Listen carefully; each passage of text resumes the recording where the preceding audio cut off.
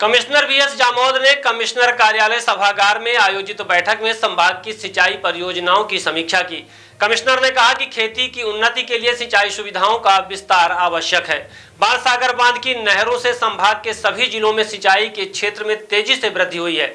सिंचाई परियोजनाओं से जुड़े निर्माण कार्यों की सतत मॉनिटरिंग करें।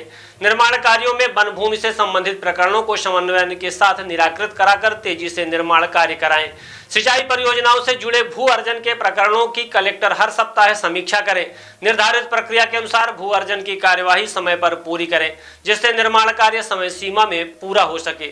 भू अर्जन के बाद खसरे और नक्शे में सुधार का विभाग का नाम अनिवार्य रूप से दर्ज कराएं। बैठक में वीडियो कॉन्फ्रेंसिंग के माध्यम से संभाग के सभी जिलों के कलेक्टर तथा एसडीएम शामिल रहे।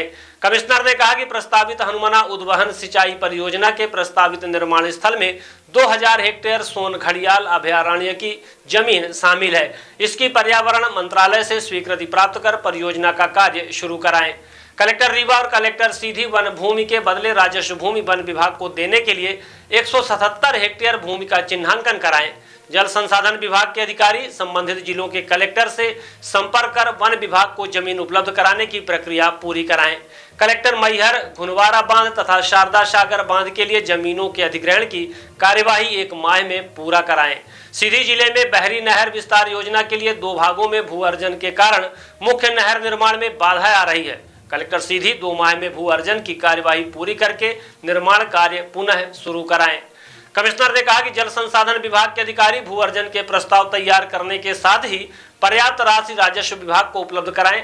अवार्ड पारित होने के समय यदि भू अर्जन की राशि उपलब्ध नहीं हुई तो अवार्ड निरस्त करने की कार्यवाही की जाएगी। सतना जिले के दौरी सागर बांध में भू अर्जन के लिए 10 करोड़ रुपए की राशि अनिवार्य रूप से उपलब्ध कराएं।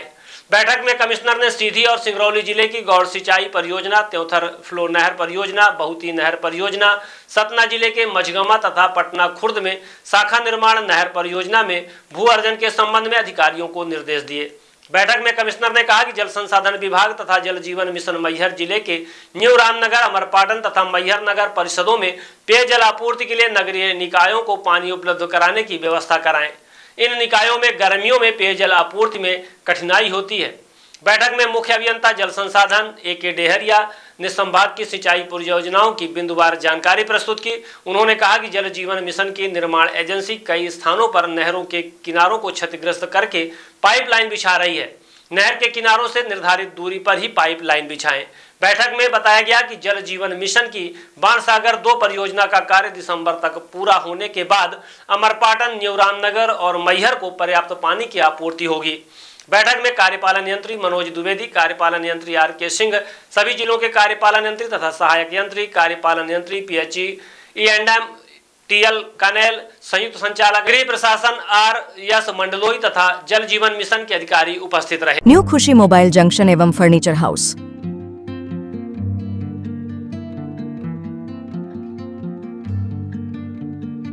खरीदे सब कुछ एक ही जगह पर आसान सी किश्तों में। न्यू खुशी मोबाइल जंक्शन एवं फर्नीचर हाउस में मोबाइल, सोफा, बेड, अलमारी, बक्सा, पेटी, सिंगारदानी, TV, fridge, AC, washing machine, शादी का संपूर्ण सामान एक ही जगह में उपलब्ध है। हमारे यहाँ 0% फाइनेंस की सुविधा उपलब्ध है और 5 मिनट में कहीं के भी आधार कार्ड से आप फाइनेंस करवा सकते हैं। शादी का संपूर्ण इलेक्ट्रॉनिक और फर्नीचर सामान खरीदने पर पाए भारी छूट और सुनिश्चित उपहार। हमारे यहाँ मेगा एक्सचेंज ऑफर में पुराने के बदले नए सामान उचित मूल्य में दिए जाते हैं। हमारा पता है न्यू खुशी मोबाइल जंक्शन एवं फर्नीचर हाउस, ढेखा तिराहा, रीवा। हमसे संपर्क करें 89 89 90 19 92 और 62 64 72 0 23 3 नंबर पर।